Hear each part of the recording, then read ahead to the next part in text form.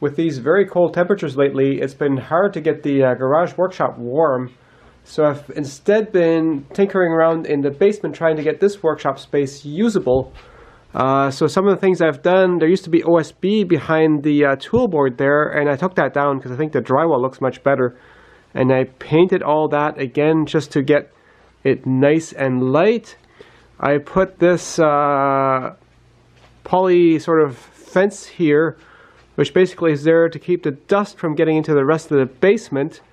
I might put up a proper wall at some point, but first I got to see what this is going to be like. This is actually some of the OSB that came off of the wall.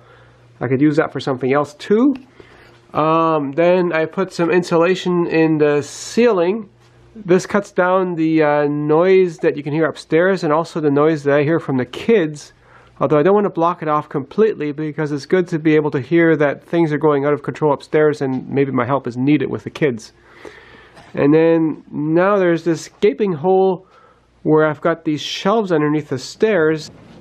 I made this pull-out cart that goes in there. So I was thinking of making a door for that, or maybe just putting some of this OSB in front. But then I realized I actually have a door that's just about right for this. It just needs a bit of work. So I'll set up a time-lapse camera while I work on that. So I'll use this time-lapse to take an opportunity to talk some more, because me standing in front of the camera just talking isn't really that interesting. There was a window and screen in the door, which really isn't very usable for this at all. And it took a while to extract it, because it was actually full of quite a bit of dirt, because it had been stored in an outside garage. And I figure I should put it on this way, because that way I've got the white paint facing the outside. And first I'm cleaning off the rough dirt with a broom, then washing it off real good, and the paint looks surprisingly good, although it is oil paint, unfortunately. So that makes it more difficult to paint acrylic paint on top of that. So now I'm getting it back on the workbench, and I want to put some plywood where the window used to be. And I need to make some trim to fit in that opening so that the plywood looks a little bit better, because I actually want that plywood to be more on the plane of the back of the door so that it's inset a bit for putting stuff on the front side of it, like tool holders. So I'm making some beveled pieces of trim to fit in there just out of 2x4 wood, and lots of cuts on the table saw to make that fit. The bottom rail had a bit of a funny profile that it needed to fit on there, so that took a lot of fitting back and forth on the table saw. And then attaching the pieces of trim mostly with glue, although because of the bevel it was rather tricky to clamp on there. And before I glue any of these pieces on there, I actually like to sand the old edge, because there is a bit of grime that accumulates on a surface like that over time, and sanding it gets rid of that, which makes for better glue adhesion. I realized later on that I could actually nail these pieces on without having the nails showing, just by nailing it on at an angle from the back.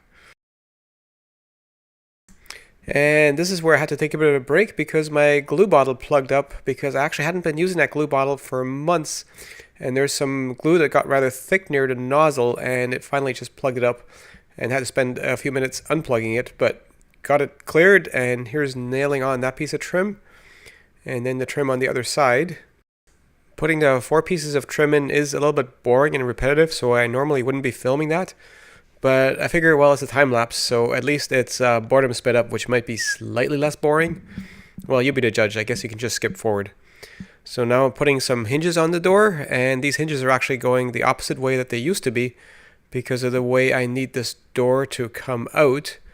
And I actually cut away the drywall and put a spacer behind there to mount this door, because it's slightly unorthodox what I'm doing, because the hinges are actually on the back, not on the front, because the door needs to swing completely out of the way for that cart to still fit.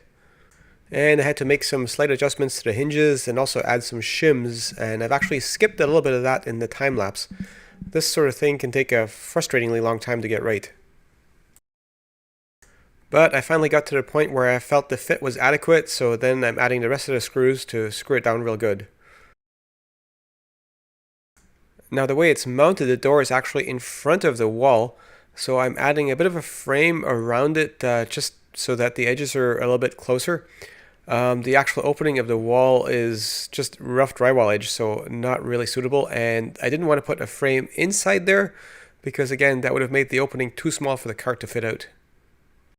The next step is just to figure out where I'm going to put the screw holes, and then putting it down on the workbench and pre-drilling where all the screws need to go for both the top piece and the left piece, and then I'm just screwing it with long enough screws to get through the 2x4 and the drywall into the stud behind it.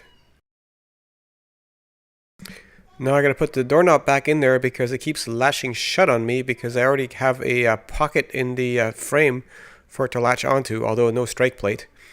Now I decided to give this whole thing another coat of paint and also paint the wood that I added.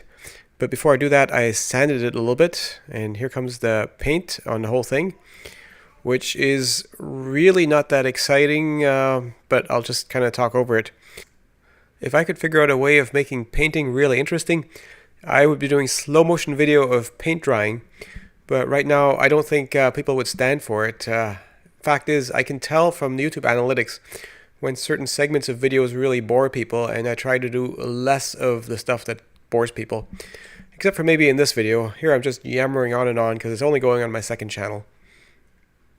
Okay, never mind. I had to skip ahead in the time-lapse a little bit because even as a time-lapse, painting is not that interesting. It had been my intention that I would be filming from here so that this would be behind me, and that makes a much better view, but I ended up filming against the plastic anyways. So I think I need to move that workbench maybe this way a little bit. And while I'm at it, maybe I should just rearrange things down here a little bit. And you can see quite a bit of lens flare off of the lights on here. The camera on my tablet isn't terribly good, plus it's a bit scratched up. Now I've got some plywood mounted in the door frame. The idea is that I can hang stuff off of here, like a clamp rack I just put there. And I had second thoughts about painting this frame around here, but I decided to paint it because the frame only goes on the top and the left side, and that just sort of is annoyingly asymmetric because I had to mount these doors to hinge on the back because that way when the door opens, the door completely swings out of the way so I can get this cart out of here because the cart is as wide as the opening. And having rearranged the stuff in here, I think it's more ready to start doing projects in here. It's all too easy to get carried away with that sort of stuff. So the idea is get it ready enough and work on it, doing some projects, and then I'll know what else I need to change. Oh, and it's also a lot brighter in here because I hung some of these LED strips. Those add a lot of light.